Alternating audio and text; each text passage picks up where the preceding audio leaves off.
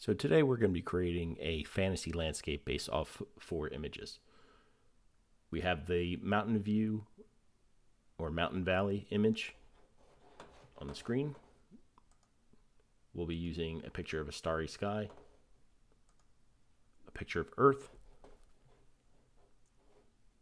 and a picture of Iron Man. We're going to be starting out with the mountain valley image. We want to open all 4 of these images up in Photopea or Photoshop, depending on the program you're using. And over on the left side navigation, we're going to look to select out the sky area. To select out the sky area, the best option is probably using the quick selection tool. With the quick select, I can click and drag across the sky area. And with Photopea, the quick selection does a pretty good job overall, but we can still see that there's some areas that I want to make sure that get selected. Some clouds that are close to the mountains. Just click and drag again over with the quick select.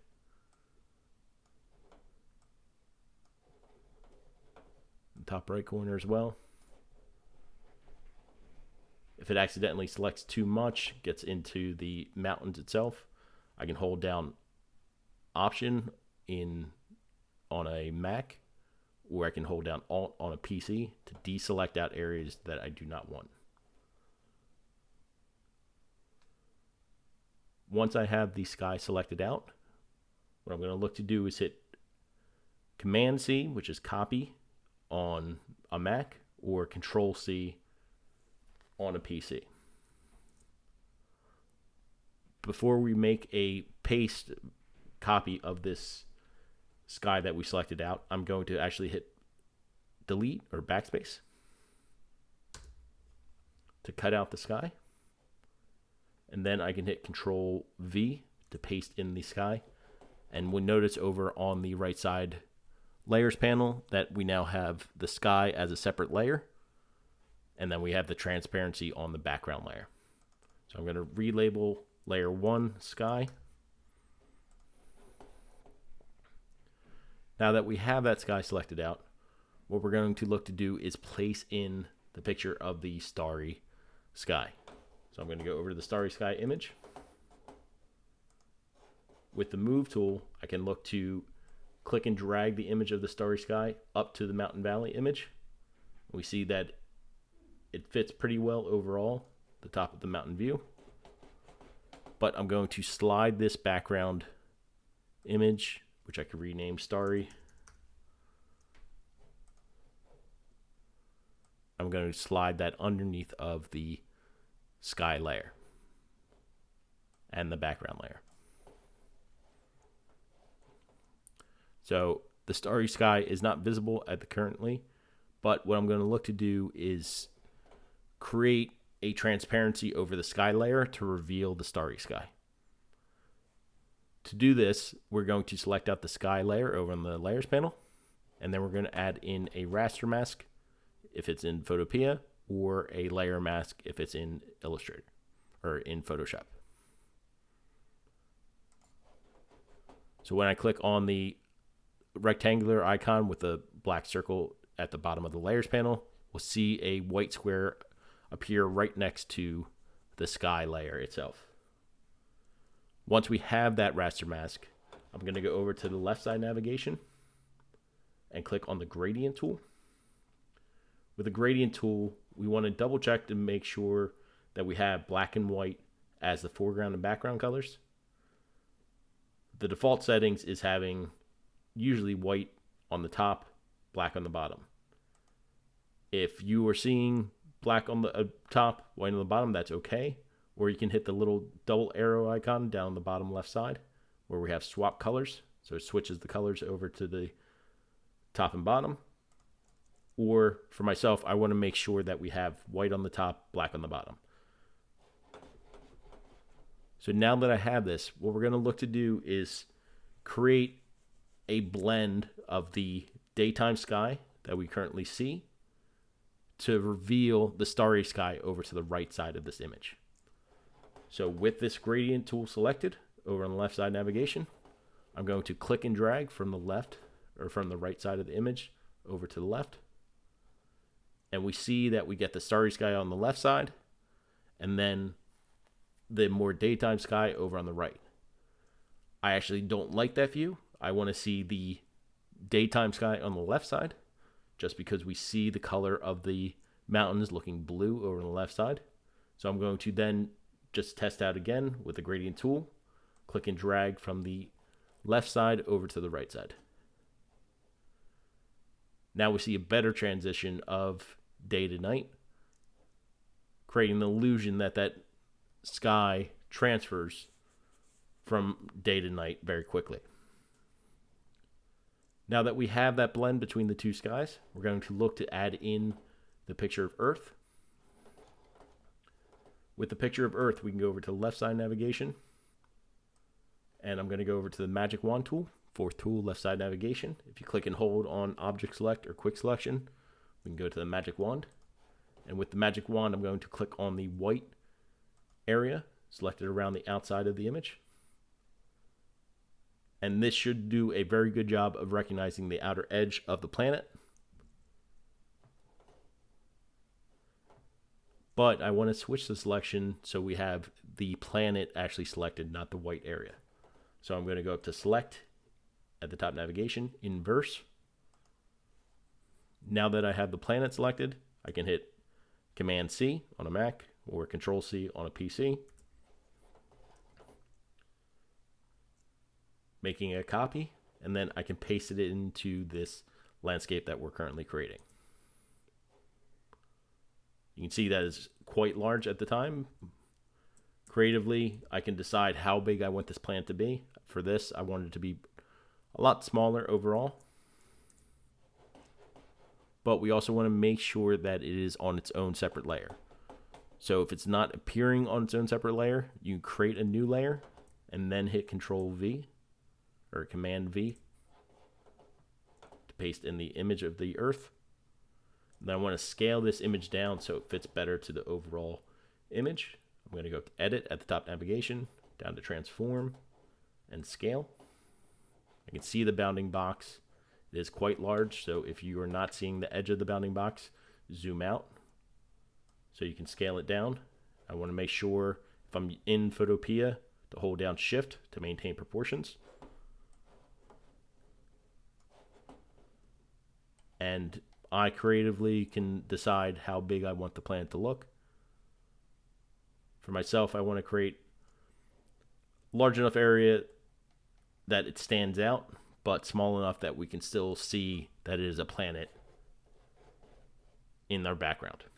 Once I'm satisfied with the size of the planet, I can hit Return or Enter to place the image, and then I'm going to rename this layer 1 planet, and I'm going to shift the planet layer underneath of the background layer. The background layer being that mountain valley area. And we see when we place that image over behind the mountains, we can still see it, but it does a nice fade where we still get some of that day, creating an illusion or sense that the planet is in the distance.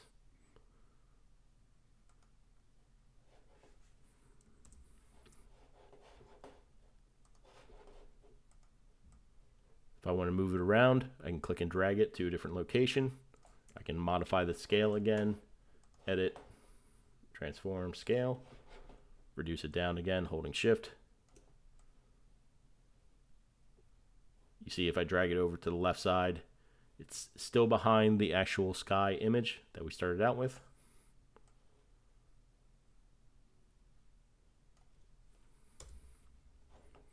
Or if I wanted to, I could look to drop the opacity to create the sense that it is a little bit more faded in the background. What we have to be careful of is that we do have that starry sky in the background, so we don't necessarily want to be seeing the stars appearing through that planet. So I'm just going to drop it down low enough on the opacity that it fades away, but it's still more visible than the starry sky in the background, making sure that we're not getting distracted having overlapping stars with the planet. So we've created a nice sky with illusion of transfer from day to night. Get the starry sky with the planet coming in the background. Now we're going to look to create a river that reflects what we see in the overall sky area. So we're going to first go over to the background area, the background layer, over on the right side, layers panel. And I'm going to look to use the separation of this little hill in the foreground. And you can see how it cuts from the yellowish flowers to the green, where there's this little line. So I'm going to look to hand draw this out. And I want to create the sense that there's a river that fades into the background. It gets smaller as it goes further away and gets wider as it gets closer up. So if I start from the little crest where the green grass meets with the yellow, I'm going to click and drag down this edge.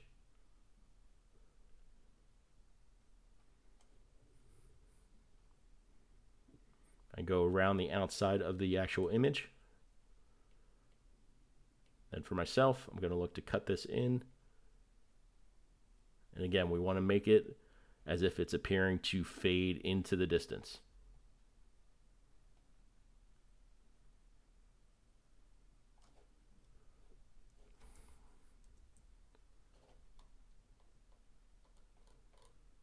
So we take a closer look. We have the area selected out. What I'm going to look to do is just hide this area. What I can do is click on that Add Raster Mask again. And when I do click on the Add Raster Mask, it's going to make the area that I have selected stay visible. So what I want to do is actually go up to Select and inverse my selection. With the inverse of my selection, when I go for hiding out that area and I click on the Add Raster Mask, it cuts out the area, leaving that sense of where the grass is. Don't worry, the area that we're actually seeing currently is just a visual image of that starry sky, but we're going to modify this to make it appear as if we're seeing a reflection of the mountains, the planet, and the starry sky scene. So now that we've created this little gap that's going to represent our river, we're going to look to select all 4 layers over in the layers panel. In the layers panel, if I have one selected, the starry layer down at the bottom, I can hold Shift on my keyboard and click on the top layer, selecting all 4 layers. Or on a PC, I can hold down Control and click on each one individually. And you don't necessarily have to go in order if you hold down Control. If on a Mac, you can do the same thing holding down Command. And if I want to deselect a layer or reselect a layer, I can just hold down Command or Control to make sure that I have all of them selected.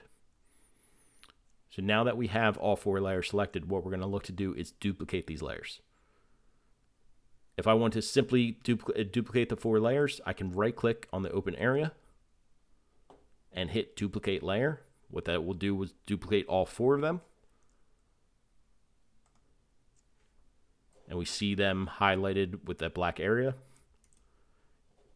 Or you can click and drag all 4 layers down to the new layer icon, and it'll make that same exact copy if you're unable to do the right-click and duplicate.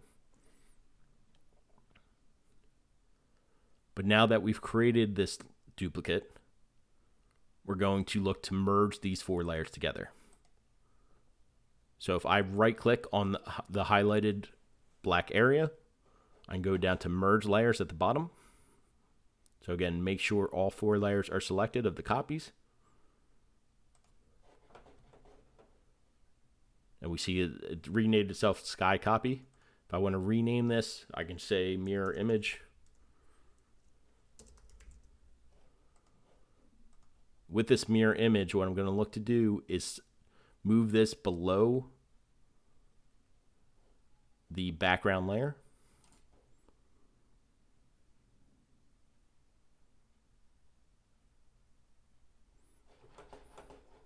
Once I have it below the background layer, I want to flip this image upside down. So I'm going to go up to Edit at the top navigation, down to transform. I'm going to do flip vertically.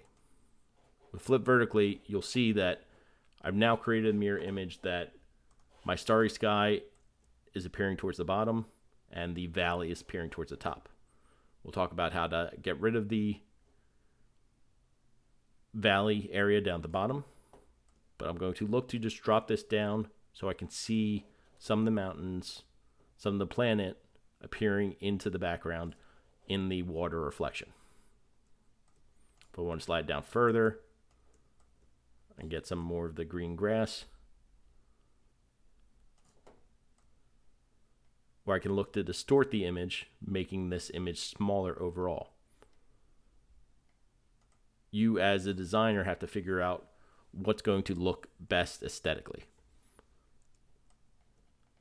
So if I wanted to scale down this image, I can go up to Edit at the top navigation, down to Transform and Scale. If I grab the top middle, I can squeeze this down. That way I get more of the actual visual, seeing some of the mountains, some of the starry sky, even the planet, and even getting some of the trees.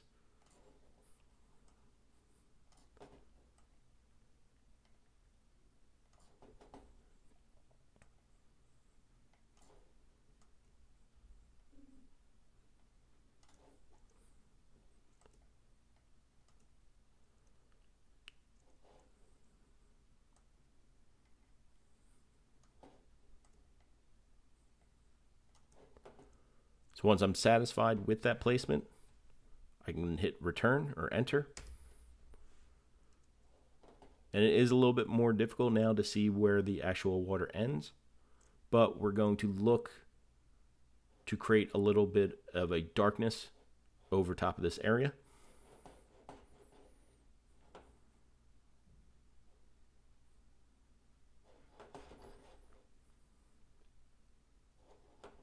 So there's a few different ways of handling and creating that darkness over top of this area. If I wanted to simply make a quick adjustment, I can go up to the top navigation. I have this mirror image layer selected. I'm going to go up to Image, Adjustments, Brightness and Contrast.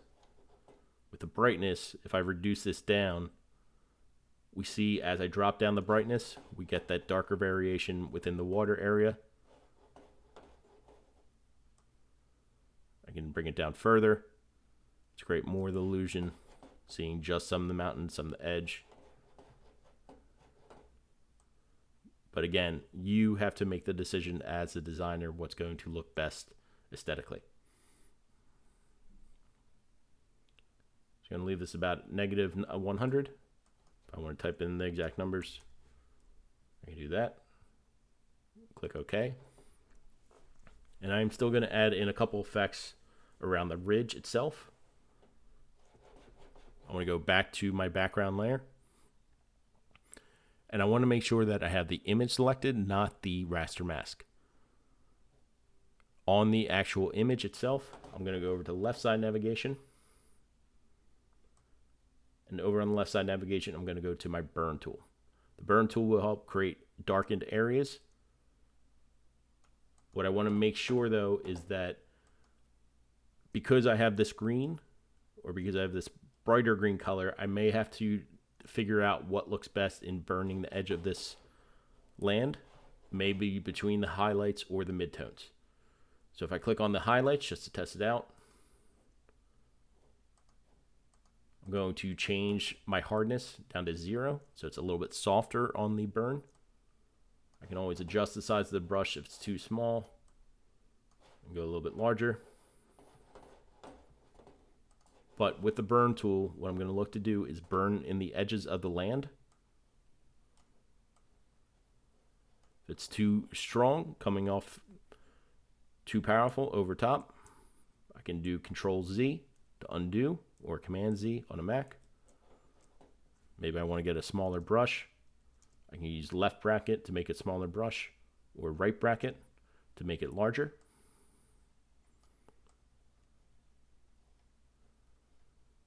So if I'm not necessarily liking how the burn is working on the edge because of the highlight, I may want to test it out, see what it looks like when I do the burn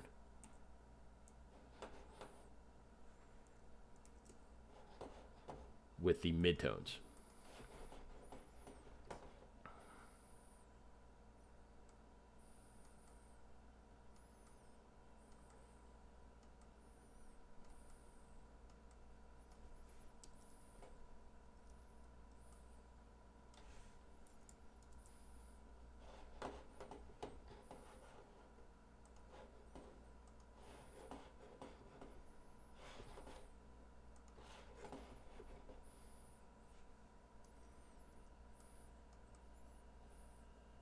So I'm down on the bottom right side. I'm just burning in this darker area around the ridge to create the sense that, okay, maybe it is a little bit more wet around the edge.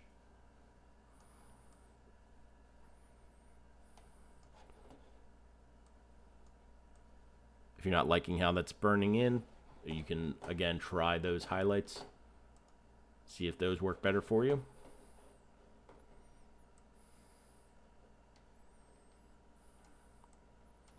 And we're not looking to do something drastic. We're just looking to help separate the two areas.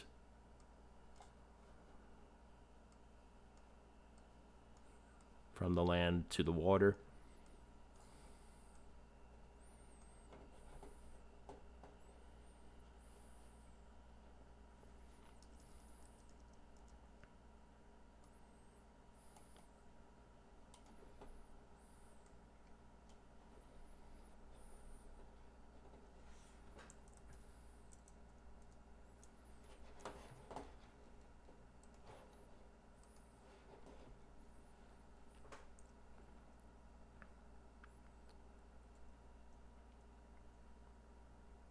So we created that reflection and created that water itself to make it appear as if we are seeing that reflection of the sky happening inside of it. Now we're going to look to add in our Iron Man. And with the Iron Man, we're going to try to create the sense that he is flying across the sky. So like we did with the planet, we can use the magic wand to select out the white area. With the white area, we want to make sure that we have all the areas of Iron Man being selected. Sometimes it can cut into the back of his knee area or on his hip where we get these little highlights of white. We just want to make sure that it's not selecting those areas. I can see that it is picking up a little bit of his hand here. So I can hold down Alt or hold down Option on a Mac to deselect out the areas that I don't want.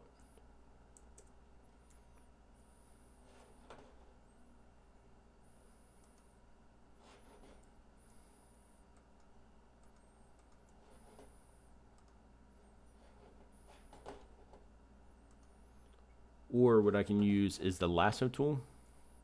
With the lasso tool, I can draw around areas that are selected while holding down Alt to cut those out, make sure that they don't get selected with the final area that I have. Now that I have Iron Man selected out, I want to invert my selection. So I'm going to go to Select at the top of navigation, Inverse. I can hit Command C on a Mac or Control C on a PC. And then I can hit Control V, creating that copy on top of our image. And again, right now the image of Iron Man is quite large, so I can look to scale him down, make him more reasonably to scale. So Edit, Transform,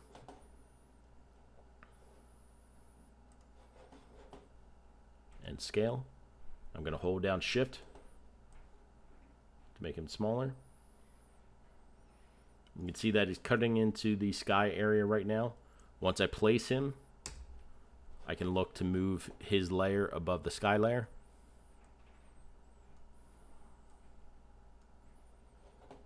And I'll rename this layer just so we can see it. We have Iron Man.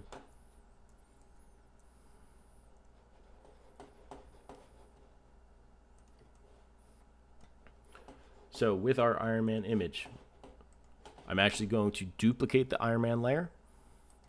Right click on the Iron Man layer, and I can go to duplicate layer.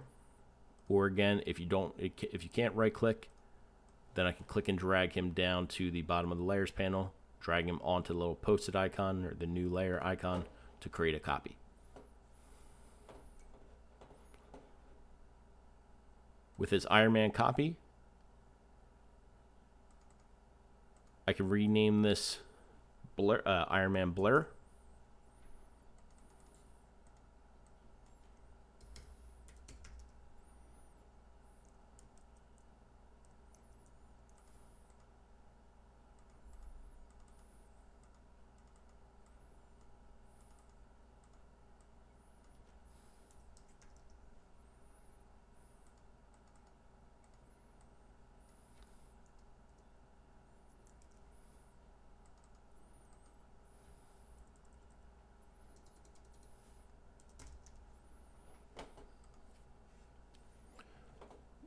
Now with this Iron Man blurred image, we're going to look to blur this out to create the sense that he's flying across the sky. So with the Iron Man blur selected, I'm going to go up to Filter at the top navigation, down to Blur, and I'm going to choose Motion Blur to start out. With Motion Blur, I want to think about the angle that Iron Man is traveling. Right now, he's just going straight across, so I can maintain the angle at 0. If you did have a slanted variation of Iron Man, you may want to modify it to the direction that his body is traveling. So just slightly, if I take a look, his feet are back here, his head's up here, so I may want to adjust it slightly.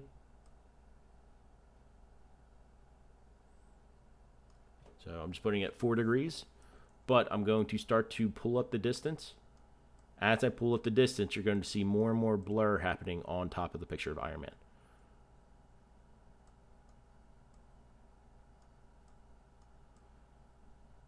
As I drag it further and further away, we start to see it spread out, where we're seeing it blurring over top of his hands. And you can kind of imagine the distance representing the speed that he's traveling. So if I wanted him traveling 85 miles an hour going across the image, I know that's going to create the sense of a blur over top of where he is. So at 85 pixels, I'm going to click OK. And then I'm going to use the Move tool to slide the blur back into the left, trailing from his body. We can see that his face gets blurred or gets in focus again because that's the layer sitting underneath of the blur, the original image that we didn't modify.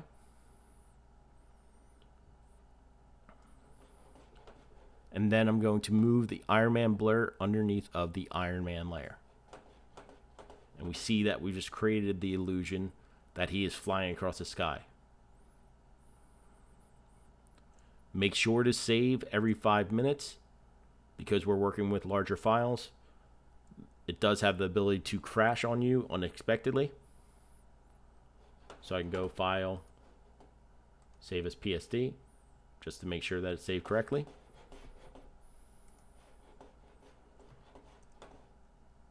But we're going to add in one more feature, and it's adding in a burst of light coming from his hands and feet. So we're going to need to create a new blank document. You're going to go File, New.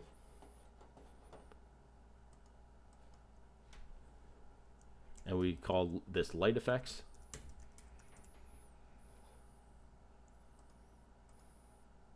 You change this to inches.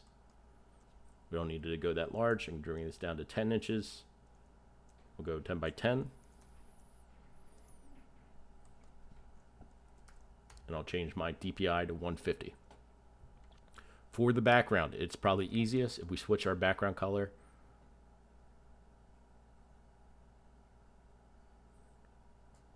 And because I have my background currently set to black, I'm going to choose background and hit create. If your background does not appear black, we can go up to edit, fill. I can choose black and click OK to fill in the area for our background.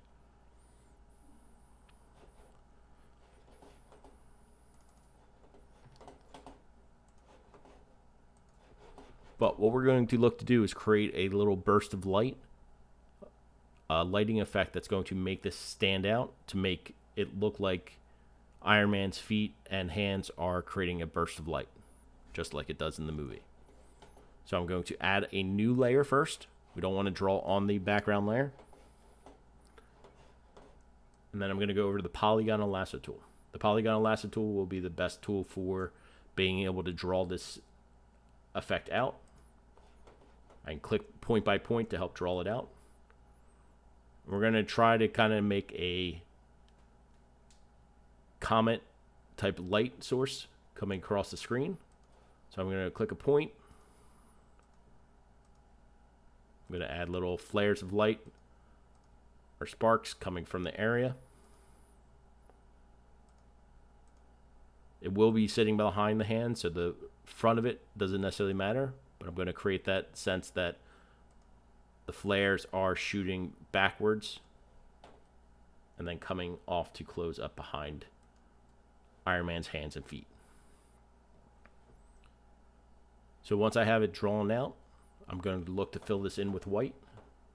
So I can go up to edit, fill. I can change my fill from black to white and click OK. Then I can deselect.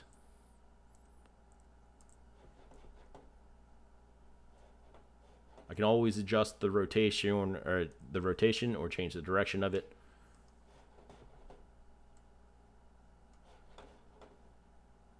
But I'm going to look to blur this streak that we've created a little bit out. So I'm going to go up to filter at the top navigation, blur, and Gaussian blur first. With Gaussian blur, you see that as soon as I click on Gaussian blur, the radius for me is currently 7.2 pixels. If I want to drop this down, I can make it less harsh. I just want to create the sense that it isn't necessarily sharp,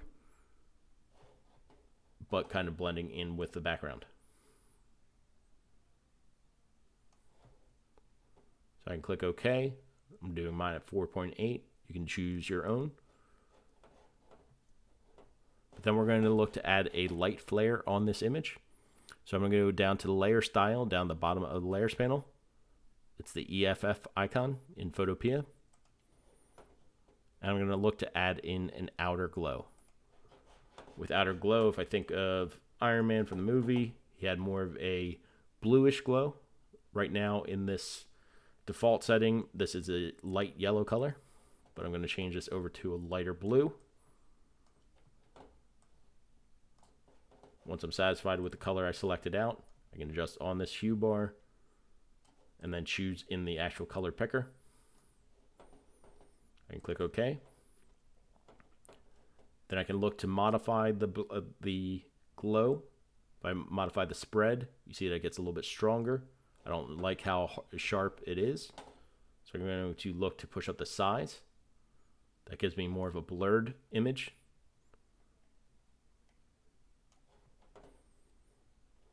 If I want to modify with the opacity, I get softer or lighter depending on what I'm looking for.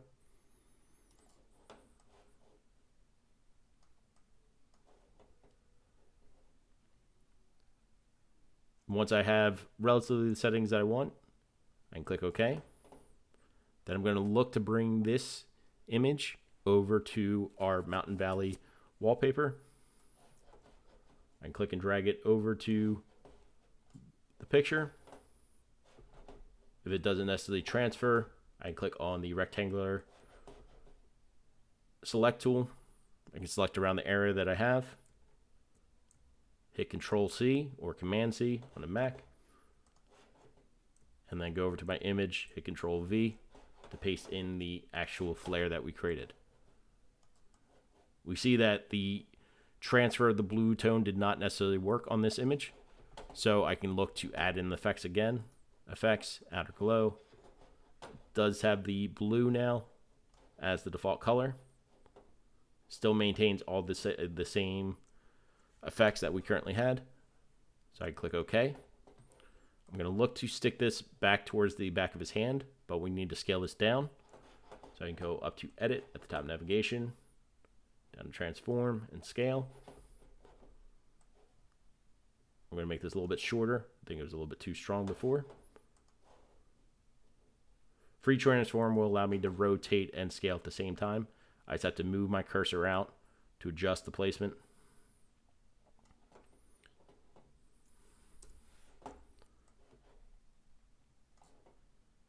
But again, we talked about we want to hide this behind his hand. So I click and drag layer 2 underneath of the Iron Man layer. I can go into Edit, Transform, and Scale to modify this again if I'm not satisfied with how it came out.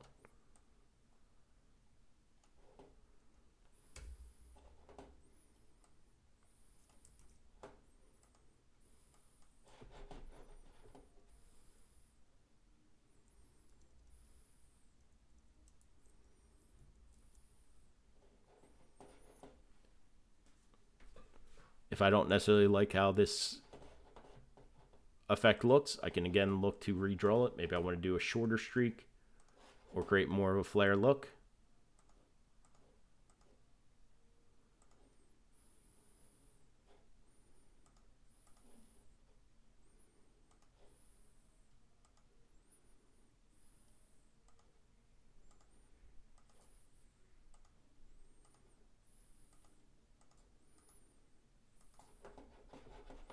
I'm going to make sure to do a separate layer again.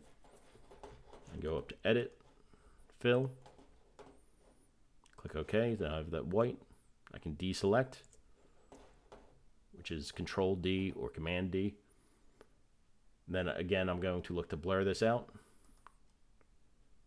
Filter, Blur, Gaussian Blur. I can click OK. And remember, the effects didn't apply over to the other area. So what I'm going to look to do is use the rectangle select, make a copy, and then bring it over to my image. Now I'm going to add in the outer glow effect.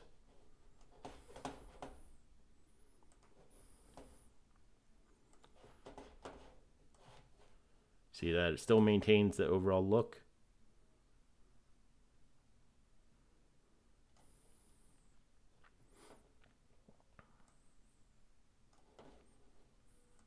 And click OK. Look to scale this down. Edit, Transform, or Free Transform.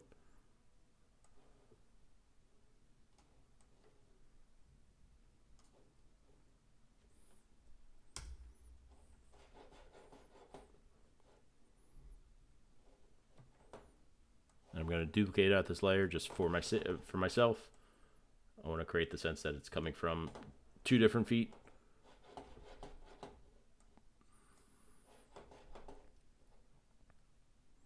Can't really see the back arm, so we don't have to worry about that hand.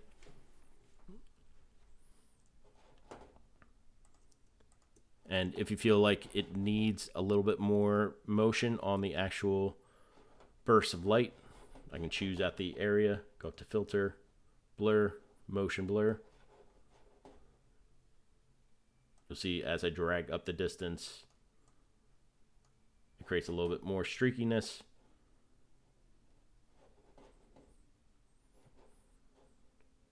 But it's not necessarily necessary overall.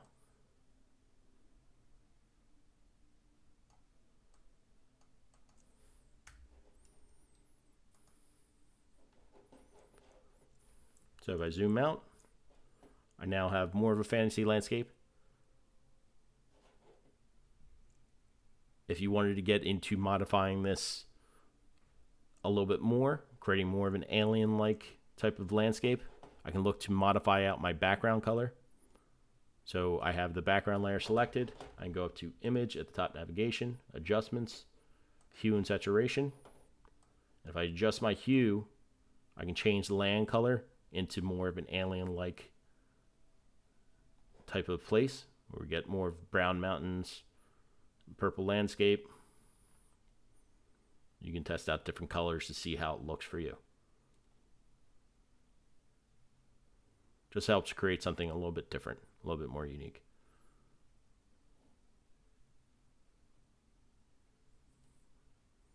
But make sure if you do it on the background layer, you're going to have to do it on the mirror image layer as well. So remember the number that you choose for your hue, so it maintains consistency. So if I decide to make this a very red planet, I can go more pinkish for the land.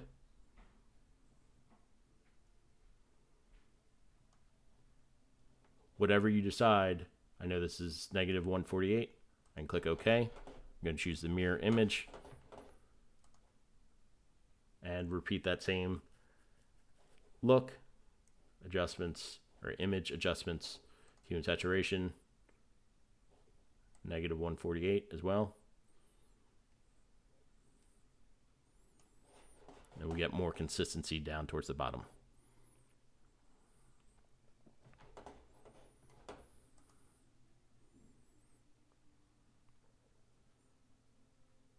For myself, I'm just going to reset it.